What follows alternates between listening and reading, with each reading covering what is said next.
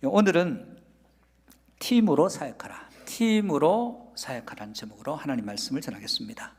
오늘은 특별히 청년주일입니다. 청년은 풀을 청자를 써서 청년이라 이렇게 지칭합니다. 청년이라고 하는 것은 늘 새롭다, 새로운 일에 도전한다, 이런 의미를 가지고 있습니다.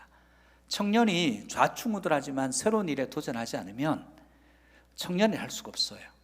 실패하더라도 새로운 일에 도전하고, 안주하려고 하지 않고 새로운 일에 도전해서 실패하더라도 부딪혀 나갈 때 이 사람을 청년이라 이렇게 얘기하는 것입니다. 그러므로 우리 청년들만 청년돼야 되는 게 아니라 우리 모든 성도들이 늘 새로운 신앙적 도전에 도전하는 은혜가 있기를 주의 이름으로 축복합니다. 1592년에 4월 13일 날 임진왜란이 일어났어요. 일본에서 부산포에 입성해서 부산을 점령하고 파죽지세로 올라옵니다.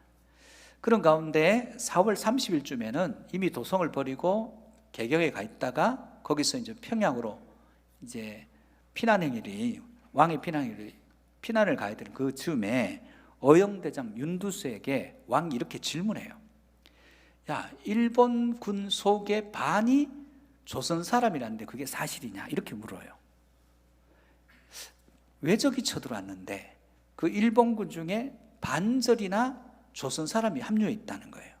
어떻게 그럴 수 있느냐? 그 당시에 세금제 중에 군포라는 게 있어요. 40폭에 7m 정도, 이게 한 포라 그래요. 그래서 한 명이면 군역으로 한 포씩을, 두 포씩을 내야 되는 거예요, 군포를. 그러니까 옷감이죠. 일종 옷감 종류인데 짜서 내야 되니까 이 부담이 못 사는 백성들에게 어마어마한 부담이에요. 세 사람이면 6피를 내야 되는 거예요. 그런데 혹시 조상이 장례를 치렀다, 거기도 내야 되고, 아이가 금방 태어났다, 내야 되고, 동네 사람 중에 누가 힘들어서 도망갔다, 동네 사람 전체가 이걸 감당해야 돼요. 너무너무 힘든 거예요. 그러니까 마음속에 너무 세상이 힘든 거예요. 차라리 외적이 쳐들어오면 세상이 한번 뒤집히면 좋겠다는 생각으로 그냥 같이 합류한 거예요. 근데 이 당시에 양반들은 군포가 면제됐어요. 더 잘 사는데도 불구하고 지도층은 이 세금이 없었어요. 그러다 보니까 일반 백성들이 너무 불만이 있게 됩니다. 그러니까 결과적으로 나라가 전쟁이 났는데 나라 백성들이 적군에게 합류하는 참담한 현실이 일어나는 것이 조선왕조 실록에 기록이 되어 있어요. 오직 자기 자신만을 위해서 하는 것, 자기 자신의 유익만을 구할 때 비참한 결과를 맞게 됩니다. 믿음은 자기중심적인 생각을 버릴 수 있는 능력을 말합니다. 믿음이라고 하는 것은 취하는 능력이 아니라 버릴 수 있는 능력이에요. 사울왕은, 오늘 본문에 나오는 사울왕은 실패했습니다. 그는 버려야 할 것들을 버리지 못하고 간직하고 있어요. 붙들고 있습니다. 그래서 마땅히 버려야 되는데 버려야 될 것은 붙들고 있고 버리지 말아야 될 것은 버리는 그런 모습을 통해서 사울의 인생 또한 실패하게 됩니다. 우리 그림 중에 동양화가 있고 서양화가 있습니다. 동양화는 이 그림보다 훨씬 더 여백이 많아요. 그래서 꽉 채우지 않아도 차 있는 것 같은 느낌을 받는 동양화들이 많습니다. 여백이라고 하는 것은 여유예요. 안 채워도 괜찮은 거예요. 충분하지 않아도 괜찮은 겁니다. 내가 육신적으로 강건하지 않아도 괜찮은 거예요. 내가 충분히 부유하지 않아도, 세상이 부러워할 만한 부유함이 없어도 괜찮은 거예요. 사회적 지위가 높지 않아도 뭐 신경 쓸 일이 아닌 겁니다. 이게 여유예요. 여유는 여백이 있어야 됩니다. 내 마음에 빈 공간이 있어야 여유가 생기는 거예요. 오늘 본문을 통해서 우리가 깨달아야 될 것은, 첫 번째는 믿음에는 여유와 받아들임이 있어야 한다는 거예요. 윈스턴 처칠이 90세 넘게 살았습니다. 어느 날 기자가 인터뷰를 하면서 이런 얘기를 했습니다. 건강이 최근에 좋지 않다는 얘기를 듣고 처칠에게 이렇게 질문합니다. 내년에도 수상각하를 만나서 인터뷰하기를 원합니다. 그랬더니 처칠이 그 이야기를 받고, 물론 자기의 건강을 염려해서 한 얘기예요.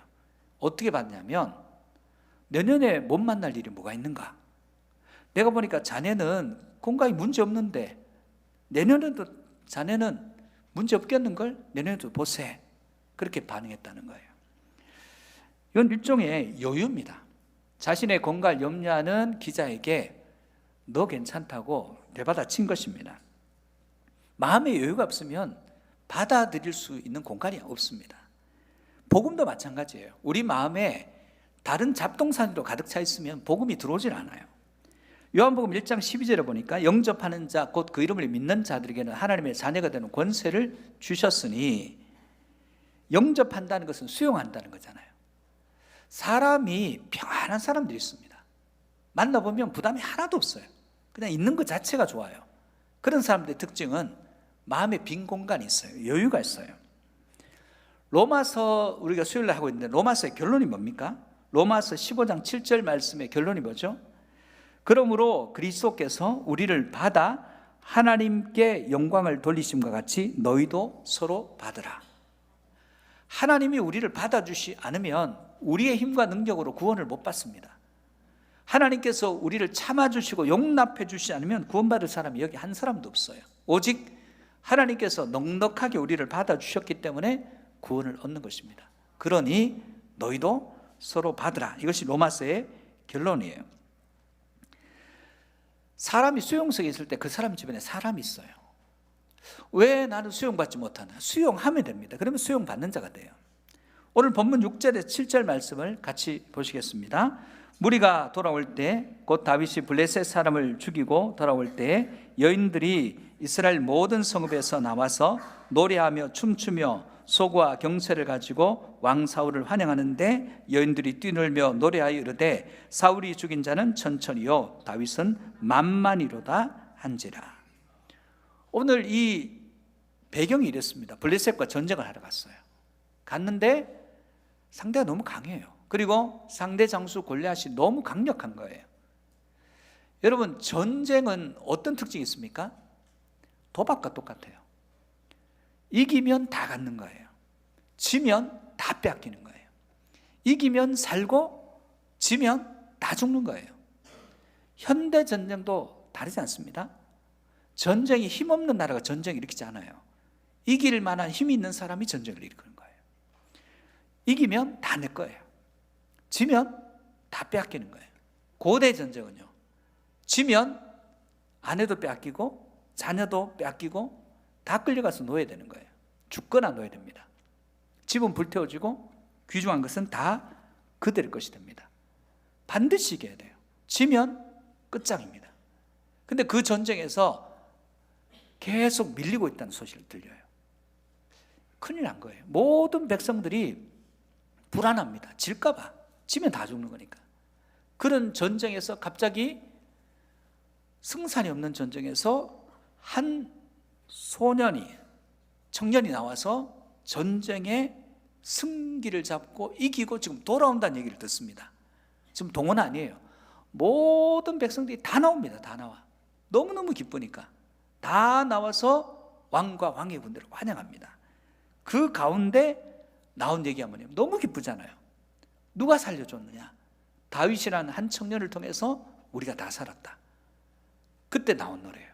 사울은 천천히고 다윗은 만만이다. 야, 우리 다윗 때문에 다 살았다. 너무 기쁜 나머지 왕과 일반 청년의 서열 개념을 뛰어넘는 거예요. 그냥 너무 기뻐서 노래한 거예요. 여러분, 전체가 기뻐합니다. 이건 다 다윗의 공로다. 기뻐하는 겁니다. 지도자가 다 잘하는 거 아니에요. 지도자는 모든 것을 다 하는 사람이 아니에요. 도움을 받아야 돼요.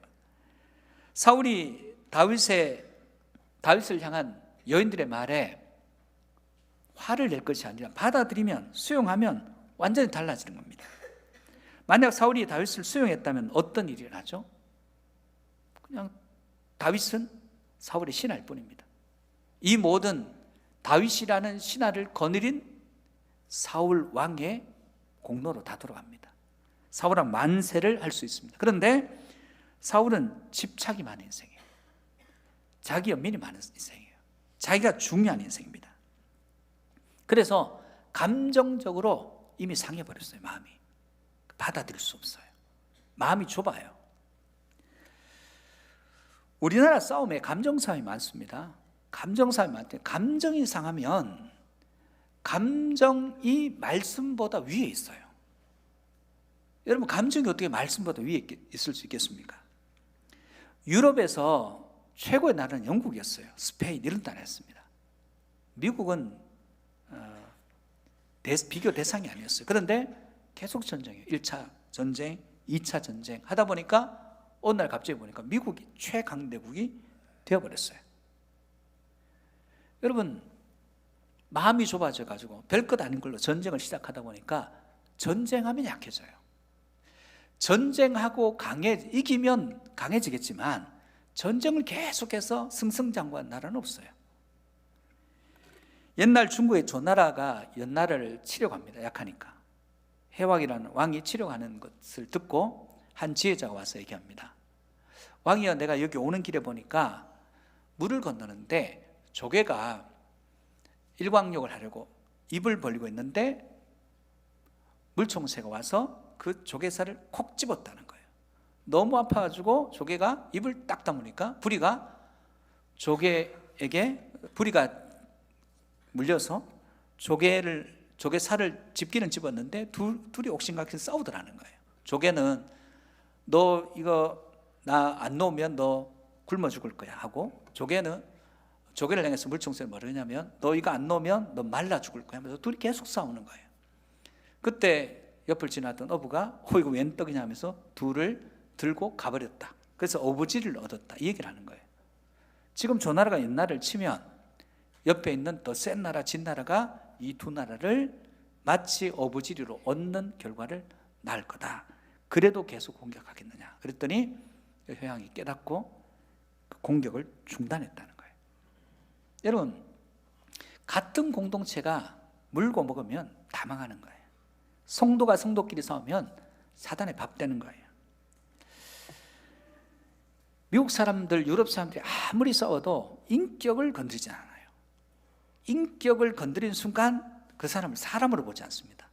인격을 건드린 사람과는 싸움도 안 해요. 저 사람은 사람이 아니기 때문에 우리는 사람하고만 싸우지 사람 아닌 사람과는 안 싸운다는 거예요.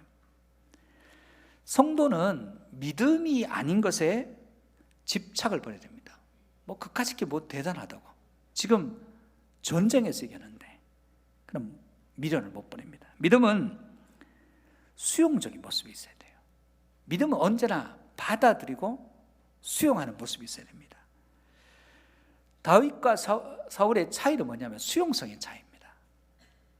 다윗도 왕이 되고 압살롬이 반역을 했어요. 그 반역 가운데 아들이 자기를 죽이고 왕 되겠다는 그런 상황을 맞닥뜨립니다. 그 상황 가운데서 누군들 욕하지 않겠어요? 도망가는데 시므이가, 베냐민 지파 출신 시므이가 욕하기 시작해요. 내가 그럴 줄 알았다. 사울왕을 패하고 왕이 되더니 이런 벌을 받을 줄 알았다 하면서 욕하는 거예요. 그때 옆에 있는 장수가 얘기합니다. 우리 힘 있는 데 가서 저 인간 죽이죠. 그랬을 때 다윗이 뭐라고 얘기합니까? 가만둬라. 저가 욕하는 것 때문에 하나님이 내게 은혜를 주실 줄 어떻게 아느냐. 다윗은 안 싸워요. 하나님의 은혜를 드리기를 원합니다. 여러분, 우리는 이 땅 가운데 일어난 인간관계에서 그냥 별것 아닌 그것 때문에 끝까지 망하는 인생들이 참 많아요. 감정적이 되고 말씀보다 감정이 더 위에 있고, 그리고 서로 다투다가 사단의 먹잇감 되는 인생들이 많습니다. 결국 하나님은 다윗에게 은혜를 베풀어 주셨죠. 하나님만 묵상하고 하나님만 바라보는 인생들이 은혜가 있습니다. 여러분, 수용성은 어디에 생깁니까? 어떤 상황이 오든지 하나님만 바라볼 때, 그분의 주권과 다스림과 통치를 믿을 때, 그때 우리 마음에 빈 공간이 생겨요. 그때 받아들이게 됩니다. 말씀이 기도하라면 기도하고요. 말씀에는 언제나 아멘밖에 없어요. 아멘하고 수용할 때 인생이 바뀌어요. 말씀을 수용하고 아멘하고 받아들이고 내 마음에 잡동사니를 몰아내고 하나님의 말씀이 갈 공간을 만들어서 수용성이 있는 인생이 되므로 복 있는 사람이 되시기를 주의 이름으로 축복합니다. 두 번째, 믿음은 비우고 채우고 나누는 삶이에요. 자, 비워야 될 것은 인생의 잡동사니예요. 채워야 될 건 하나님의 말씀이에요. 하나님 말씀을 채우면 복임이에요. 그럼 그 복을 내가 간직하는 것이 아니라 나누는 인생이 되어야 됩니다. 중동의 어떤 왕국의 왕세자가 왕과 함께 강변에서 물놀이를 하다가 왕세자가 떠내려가 버렸어요.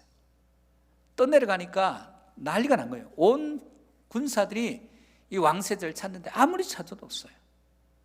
왕이 낙심합니다. 내 아들 죽었구나.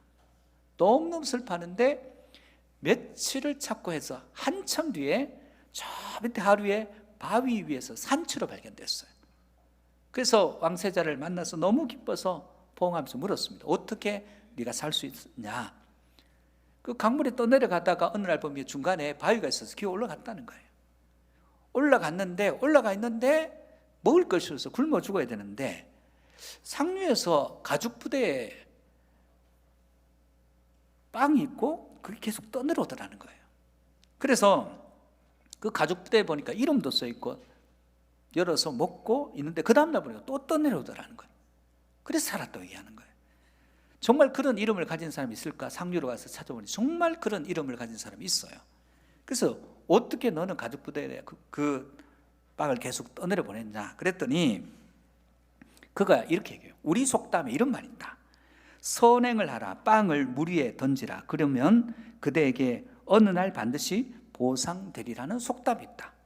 그래서 내가 이게 진짜인가 아닌가 해서 실험 삼아 며칠간 떠내려 보냈다는 거예요. 여러분, 하나님의 말씀을 여러분 삶 가운데 적용하고 실험해 보시기를 주의 이름으로 축복합니다. 전도서 11장 1절에 보면 너는 내 식물을 물 위에 던지라. 여러 날 후에 도로 찾으리라. 비웠어요. 채웠어요. 나갔어요. 돌아오는 거예요. 말씀을 따르기 위해서는 자신을 비워야 됩니다. 그리고 하나님의 말씀으로 채워야 됩니다. 채웠으면 그 다음엔 내보내야 됩니다. 신앙은 하나님 아닌 것에 대한 집착을 내려놓는 거예요. 그걸 내려놓을 때 비워짐이 이루어집니다. 사울은 여인들의 노래 소리를 묵상해서는 안 됐어요. 하나님 말씀을 묵상해야 됩니다. 8절에 뭐합니까? 8절 말씀 보면 사울이 그 말에 불쾌하여 심히 노하여 이르되 다윗에게는 만만을 돌리고 내게는 천천만 돌리니 그가 더 얻을 것이 나라 말고 무엇이냐 하고 계속 묵상하다 보니까 꼬리에 꼬리를 물고 망상이 들어오기 시작해요.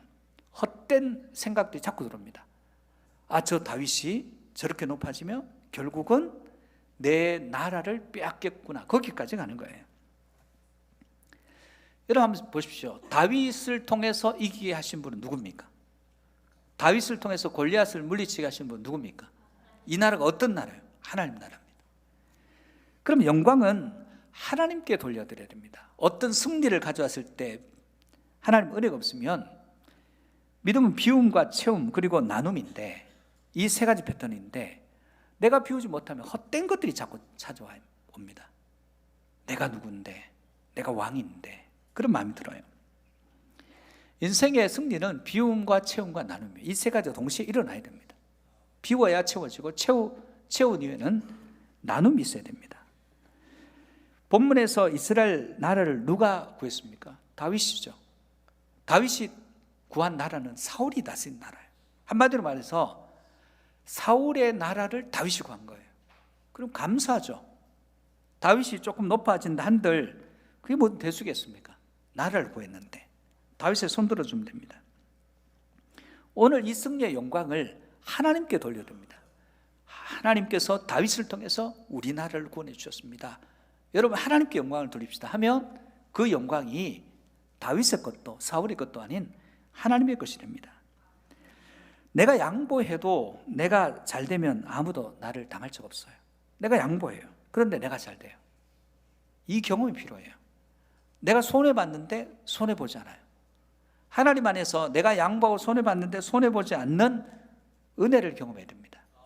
최고의 사람은 누굽니까? 마음에 빈 공간이 있는 사람이에요. 최고의 자리는 여유가 있는 공간이에요. 그래서 우리는 무엇보다도 우리 마음의 비움과 채움과 나눔을 실천하는 인생이 되어야 될 줄 믿습니다. 야곱이라는 인물이 있습니다. 이 인물은 자기 중심이 강한 사람이에요. 사울과 비슷해요. 인생의 초창기에는. 그래서 형도 속이고 아버지도 속이고, 그래서 결국 어떻습니까? 장자권, 축복권 다 빼앗습니다. 그런데 생활이 좋아진 게 아니라 밧단함으로 도망갑니다. 도망가서도 자기보다 더 나쁜 사람 만나가지고 아내를 낳는데 노동해서요. 7년 노동해서 첫 번째 아내를 낳고 7일 이후에 또 노동해서 나머지 7년째 14년 동안 노동해서 자녀를 얻어요.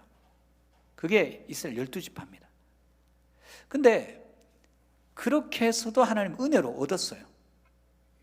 아내도 없고 자녀도 없고 소떼 양떼를 얻습니다. 돌아오는 길에 자기 힘을 할 수 있는 게 하나도 없어요. 야복나루에서 두 손 두 발 다 듭니다. 그때 새로워지는 거예요. 자기 힘으로 되는 것이 아니에요. 자기 집착을 내려놓아야 됩니다. 야곱의 아버지 이삭은 어떤 인생이에요? 40에서 60까지 자녀를 위해서 기도했던 아버지예요. 유일하게 손 들고 기도했던 남자입니다. 그는 우물을 팔 때마다 계속 양보해요. 에색, 신나, 로봇의 우물들을 양보해 갑니다. 양보했더니 상대편이 더 두려워합니다. 아비멜렉이 와서 평화협정 맺고 그 평화협정을 맺는 그날 하나님께서 맹세의 부엘세바의 7 우물을 주셨어요. 계속 물러났는데, 계속 손해봤는데 더 잘 되는 인생이 되더라는 거예요. 여러분, 비웠어요, 채웠어요, 나를 위해 쓰잖아요. 손해보는 것 같아요. 아니에요. 더 부유해지고 풍성해지더라는 거예요. 여러분, 자기가 자기를 돕는 인생은 헛된 인생이에요. 의미 없어요. 그런데 하나님이 나를 돕는 인생은 복된 인생이에요. 여러분, 하나님이 여러분을 돕는 인생이 되시기를 축복합니다. 세 번째, 믿는 자는 경쟁하지 않고 동력한다는 거예요. 9절 말씀을 같이 보시겠습니다. 그날 후로 사울이 다윗을 주목하였더라. 사울이 지금 다윗을 왜 주목합니까? 중요 요직에 앉히기 위해서 다윗을 주목하는 게 아니라 경쟁자로 보는 거예요. 경쟁자로 보면서 견제하는 거예요. 견제가 어디까지 갑니까? 자기 딸의 사위로 만들어가지고 묶어두려고 하는 겁니다. 성경은 온유한 자가 땅을 차지한다고 그랬습니다. 이삭과 같이 온유한 자, 야곱같이 축복하는 자가 하나님의 복을 받습니다. 스펄저 목사님이 런던의 메트로폴리탄 교회에서 사역할 때 한 나이 드신 어르신이 목사님께 이렇게 얘기했어요. 저 새신자들 명단을 제가 주시면 그들을 위해서 기도하겠습니다. 그래서 매일 새가족들 명단을 받아갔어요. 이분이 받아가서 기도하는 게 두 가지예요. 새가족들을 위해서 기도하는데, 첫 번째는 신앙을 위해서 믿음을 강하게 해달라고 기도합니다. 두 번째는 뭐냐면 모든 시험을 이기도록 기도하는 거예요. 여러분, 성도의 삶이 뭡니까? 강한 믿음으로 신앙생활 시작해요. 시험이 없습니까? 늘 있죠. 이분은 신앙생활의 핵심이 뭔지를 너무 잘 아는 거예요. 믿음을 갖는 것 중요합니다. 두 번째, 끊임없는 시험이 있어요. 기도가 필요한 거예요. 이분이 세상을 떠났습니다. 스펄저 목사님이 이분의 장례식장에서 이분을 향해서 이렇게 회고합니다. 그는 나의 가장 훌륭한 동력자였습니다. 그분이 목사님에게 무슨 동력이었습니까? 새로운 가족들을 위해서, 믿음을 위해서 시험에 들지 않도록 기도하는 것, 이 두 가지였어요. 목회자를 위한 기도 큰 동력입니다. 요아삼마 기도팀이 그렇죠. 새로 믿는 사람들을 위해 기도하는 것 큰 동력입니다. 아직도 복음을 듣지 못한 사람들에게 매일 나가서 복음을 전하는 것, 이거 엄청난 동력입니다. 성도는 하나님의 동력, 하나님과 동력하고 하나님이 주신 사람들과 동력해야 돼요. 우리는 기도해야 됩니다. 여러분, 기도팀이 따로 있는 게 아닙니다. 찬양대가 모이면 찬양대 기도, 찬양단이 모이면 찬양단 기도, 교사들이 모이면 교사 기도, 방송팀 모이면 방송팀 기도, 개수팀 모이면 개수팀 기도, 새가족부 모이면 새가족부 기도, 셀이 모이면 셀 기도, 셀 기도팀이에요. 우린 팀으로 살게 됩니다. 혼자 못 섭니다. 사랑하는 성도 여러분, 나를 위한 동력자를 찾지 말고 내가 먼저 그의 동력자 되어주는 거예요. 그때 우리 주변에 동력자가 많아집니다. 사랑하는 성도 여러분, 오늘 세 가지를 살폈어요. 첫 번째는 우리 안에 잡동사니들이 너무 많아요. 비워내야 됩니다. 하나님 아닌 것, 중요하지 않은 것, 자존심, 감정, 의미 없어요. 오직 하나님이 말씀이 임할 빈 공간을 열어두시기를 주의 이름으로 축복합니다. 열었으면 하나님이 채우세요.